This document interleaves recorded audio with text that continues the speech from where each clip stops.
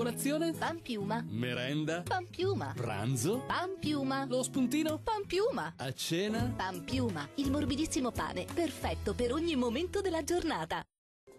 In genere stabile sulle nostre regioni, ma con qualche disturbo in alcuni settori. Scopriamo in quali con il dettaglio. Sul Veneto nubi per gran parte della giornata, con rovesci sparsi e anche qualche temporale sui settori alpini tra il Vicentino e il Bellunese. Tempo asciutto e soleggiato altrove, salvo una parziale nuvolosità. Temperature massime intorno ai 21-24 gradi, minime intorno ai 10-11 gradi circa.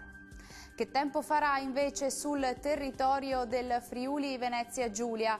Al mattino tempo stabile e soleggiato, ma nelle ore pomeridiane addensamenti con locali rovesci interessano i settori alpini. Continua un tempo asciutto invece altrove. Temperature massime intorno ai 21-24 gradi, minime intorno ai 10-11 gradi circa. Tempo fortemente instabile sul Trentino Alto Adige, nubi diffuse sin dal mattino con rovesci e temporali frequenti un po' ovunque, possibili per tutto l'arco della giornata e anche la sera. Diamo uno sguardo alle temperature, le massime sono attese intorno ai 15 gradi, i valori minimi previsti tra 11 e 12 gradi circa. Il mare sarà poco mosso, i venti deboli da nord-ovest, localmente moderati nord-orientali sul Golfo di Trieste. Dal meteo è tutto, grazie per l'attenzione e arrivederci.